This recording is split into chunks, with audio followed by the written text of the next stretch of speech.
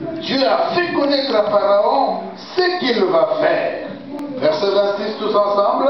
Les 7 vaches belles sont cette année, et les 7 épis beaux sont cette année. C'est le seul songe. Les 7 vaches décharnées et laides qui montaient derrière les premières sont aussi cette année. Et les 7 épis vides, brûlés par le vent d'Orient, seront cette année de famine. Verset 28, tous ensemble. Ainsi, comme je viens de le dire à Pharaon, Dieu a fait connaître à Pharaon ce qu'il doit faire. Voici, dis au voisin, voici. Voici. Il y aura 7 années de grande abondance dans tous les pays d'Égypte. Verset 30. Cette année de famine viendront après elle, et on oubliera toute cette abondance au pays d'Égypte. Et la famine consumera le pays. Cette famine qui suivra sera si forte qu'on ne s'apercevra plus de l'abondance dans le pays. Verset 32, tous ensemble. Si Pharaon a vu le songe se répéter une seconde fois, c'est que la chose est arrêtée de la part d'eux et que Dieu se hâtera d'eux. Nous acclamons la parole de l'Éternel.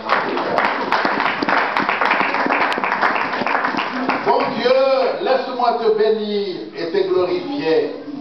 Seigneur, nous te présentons le cœur de chacun d'entre nous comme une terre fertile. Yahweh, voulons qu'aujourd'hui ta grâce nous aide à sortir d'une façon différente que celle que nous avions quand nous sommes entrés. Rends-nous tous soumis à toi, et cela au nom de Jésus. Amen. Amen. C'est une belle histoire. J'ai juste ramassé la partie la plus importante, c'est-à-dire tout le parcours de la vie de Joseph, toutes les souffrances que Joseph a vues. Vous vous rappelez un peu de l'histoire de Joseph, hein? Tout ce qu'il a vécu, c'était pour arriver à ce moment-là. Alléluia. Amen. Je veux encourager quelqu'un ce matin. Toutes les souffrances que tu as vues, tous les sacrifices que tu as eus. Alléluia. Bientôt on va arriver à la conclusion. Amen.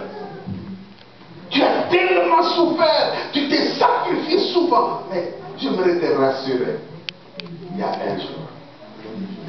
Il y a un jour. Et ce jour, je suis certain de ce que je dis, n'est pas trop loin, maman.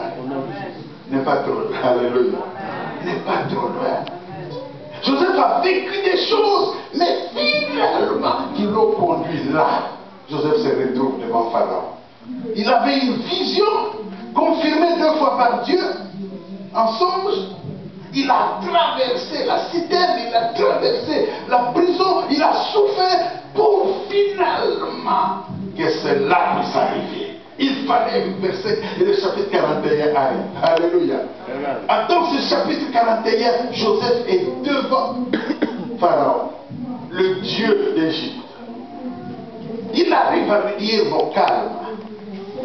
Pharaon, calme. Tout ce qui s'est passé là, soit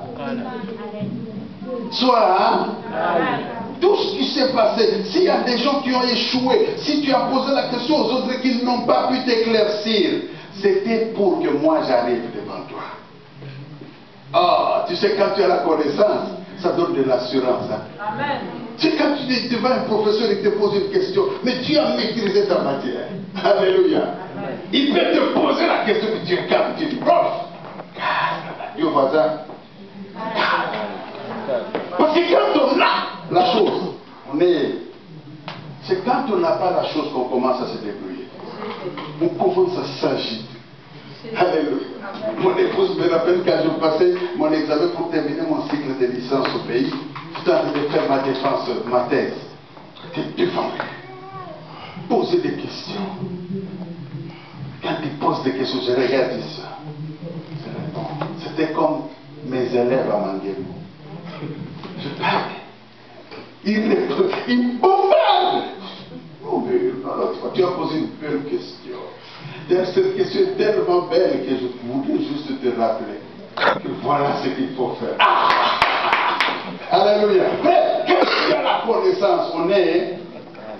Joseph était calme devant Pharaon. Il dit non, non, les autres ont échoué, mais car tout ça c'était pour que tu arrives devant moi.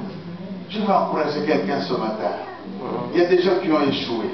Tout ça, c'était pour que toi tu arrives là.